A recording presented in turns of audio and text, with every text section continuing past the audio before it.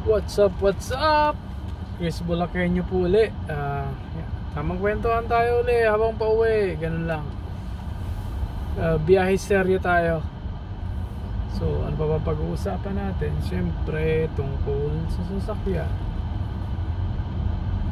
So last time pinag-usapan natin yung kung malaki ba ang kita ng sales, ganun. So marami tayong mga nakuhang comment, suporta, ganyan, konting salungat na opinion, pero syempre respeto natin. At yun naman tayo naman may kanya-kanyang opinion. Sa akin na naman based lang doon sa pinagdaanan natin. So ngayon, pag-usapan naman natin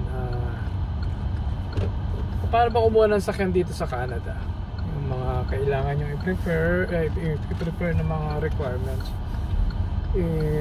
Siyempre case to case basis ulit tayo dyan. Sure, wala pala tayong seatbelt. Sorry. So yun nga. Na-excite mag-drive, wala palang seatbelt. So ganito yun guys. Simulan natin sa mga student. So kung ikaw student, ang kailangan mong i-prepare, syempre yung student permit mo, tapos yung certificate of employment or pay stub. Usually kasi pag student, ano lang yan 20 hours per week usually, but kailangan sa loan kasi is full time. Minsan may mga student na may full time, so ang student most likely ni-required siya na magbigay ng 15 to 20% down payment. Kasi nga syempre dito sa Canada pag nag-loan ka at kailangan yung credit rating mo or credit score stable. So dito makapag-establish ka within 2 to 3 years Hindi pa rin ganun ka-strong yan, pero okay na laban na yun. So ngayon, kung ikaw naman student, siyempre wala kang credit, wala kang pag-asang wala kang pag-asang makakuha ng credit, kaya hingan ka ng 15 to 20% down payment. Same din po yun, application sa work permit. So halos ang student sa work permit same siya.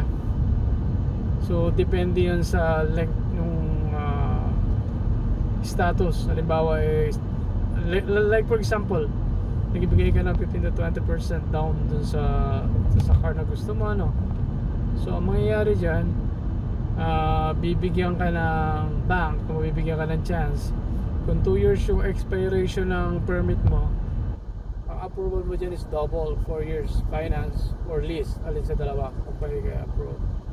Ganun po lagi. Pag ang expiration ng permit mo is 1 year na lang, most likely 2 years na lang po yung pwede ka lang ma-approve yung length ng term ng finance or lease. Ganun po yun. So tandaan, ang ipe-prepare nyo po student sa work, siyempre yung permit nyo, pay stub nyo sa trabaho, certificate of employment, pwede na yun, and of course yung license nyo international o kaya yung dito na sa Canada. So depende yan. So yun po yun sa inyo, yung ang mahalaga sa yung down payment. Siyempre sa permanent resident po at sa citizen, parehas na requirements lang. Siyempre yung driver's license mo at sigurado namang nakapag-build ka na ng magandang credit mo dito. So depende pa rin sa tao yun. Ang requirements mo minimal lang, usually pay stub, pero yun naman hinihingi, depende minsan may bangko, pag sobrang ganda ng credit mo, may auto approval na tinatawag. Yung auto approval, pag pasok ng information mo within few minutes or approve ka na Meron naman minsan nabusisi yung bangko na tapatan mo, aabutin ka ng isang araw, manghihingi ng pay stub, SIN number. Usually SIN naman talagang ni-require dyan, pero ang kadalasan kasi niyan, pag maganda talaga ang credit mo, pag pinasok pa lang yung birth of date mo, saka yung nag-automatic approval na yan. So saka pag pinasok yung income mo, ganyan. So yun ang pagkakaiba, mas madaling ma-approve ang permanent saka citizen, kasi dito na sila andito na sila. Ang hirap kasi sa student permit at sa work permit, kahit sabihin natin na magpa-file ka ng extension, magpapile ka ng renewal, at titingnan ng bangko kung ano yung hawak mong documents sa ngayon. So ano ba ang kasiguruhan ng bangko na marirenew nga yan, paano kung ma-deny? So hindi sila pwedeng magbigay ng mahabang term. I-base lang nila yan sa stay nyo dito sa Canada. Sino pang bangko magtitiwala ng ganun, di ba? Sila yung mawawalan. Kaya yun ang dapat maunawaan ng mga student at work permit holder, na limited lang yung approval na pwedeng ibigay sa kanila, at most likely nag-record ng down payment. Ganun po yun sa citizen saka sa permanent resident status po dito sa Canada. Kung pwedeng tawag dito, yung length ng terms pwedeng may stretch up to 7 years. Minsan nga naging 8 years pa pero hindi na 8 years kasi masyadong mataas na interest, hindi na advisable. So ganun po, doon nagkakatalian sa status natin. Kaya yun po mga requirements natin. Ulitin ko na lang po sa mga medyo na late dyan.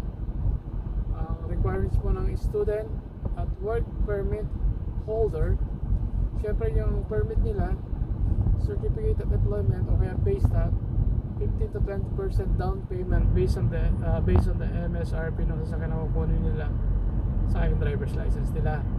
Yun po Tapos ang approval nila is based doon sa expiration ng permit na hawak nila times 2 po. So kung 1 year, 2 years lang yung term na pwede ibigay sa inyo ng finance or lease. At kadalasan sa mga ganyang status, lease lang sila na-approve. Swertihan na lang tayo sa finance. So kung 2 years ang expiration ng work permit mo, luckily 4 na taon yung terms na pwedeng pinakamatagal na ibigay sa inyo. So citizen naman, ang kailangan lang sa inyo, o minsan pa nga hindi, pay stub lang, driver's license nyo, and minsan yung SIN. Yun lang, napakadali po. At ang term pwedeng i-stretch hanggang 7 years to 8 years sa inyo, depende sa year ng sasakyan na kukuhanin nyo.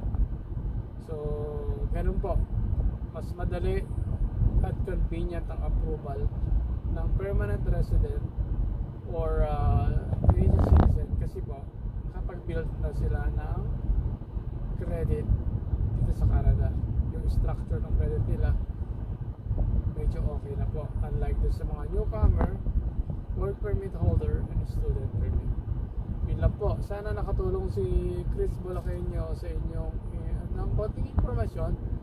Kung may mga tanong kayo tungkol sa pagkuha ng sasakyan, yung mga requirements, sunod na talakayan natin yung mga ano ba mga dapat isaalang-alang para sa pagkuha ng sasakyan. Ano ba yung mga mas importanteng i-consider natin.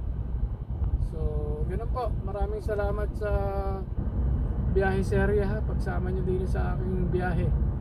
Hindi naman tayo medyo naiinip at walang nakakausap din. So sana po ay nakatulong ako kahit papano, yung mga nagtatanong dyan kung ano yung mga kailangan lang ihanda sa pagkuha ng sakyan. Okay po, so muli, ito po si Chris Bulakenyo, ang inyong kanoo, piling gwapo, tindero, minsan kusinero, tubong Bulacan, kaya po Bulakenyo. Baka may magtanong taga sa taga Bulacan po kaya po Bulakenyo. Tubong baliwag, taas noo, malaki noo. Ito ang buhay namin dito sa Canada. At muli po, maraming salamat. At huwag kayong magsawang suportahan ako. At kung ano may tutulong ko sa mga impormasyon, nandito lang ako. Muli, God bless you all. Salamat.